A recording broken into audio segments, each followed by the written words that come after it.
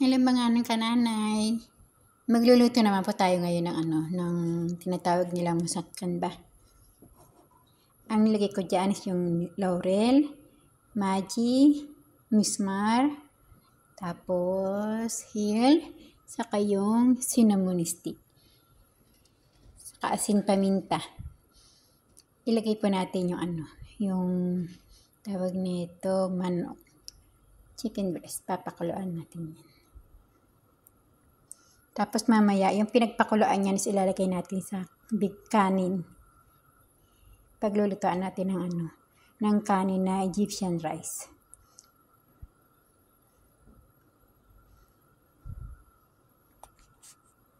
Yan po mga kananay, tanggalin na po natin yung manok. Malambot na po siya. Hihimayin ko yan.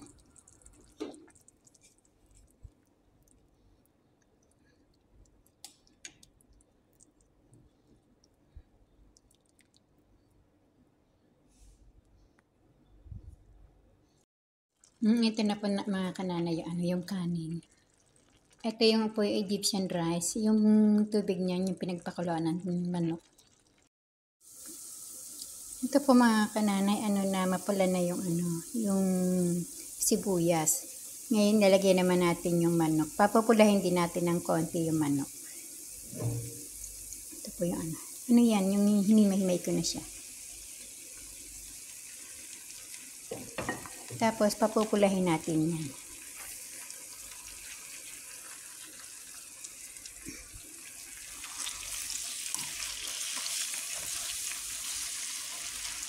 Halo ng halo parang.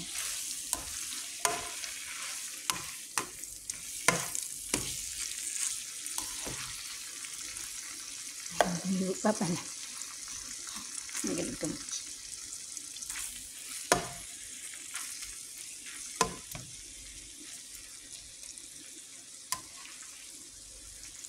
Pupulahin po natin yung manok mga kananay.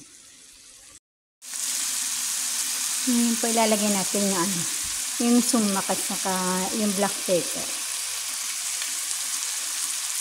Para maglasa yung mga naman.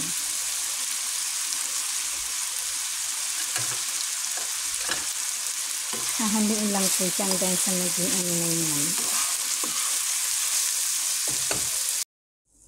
Ito na po, luto na siya. Ilalagay ko na mamaya-maya konti sa may kanin. Ito naman po yung sauce nung musakkan. Ito may yogurt, mayonnaise. Ito is tahini.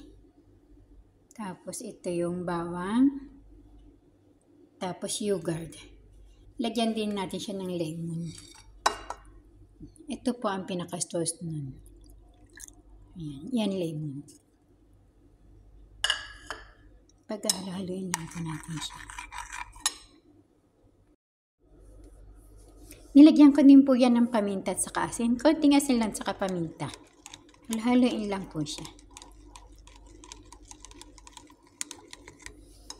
Tapos ngayon lalagyan po natin ng sauce to. Ilagay po natin siya ng sauce.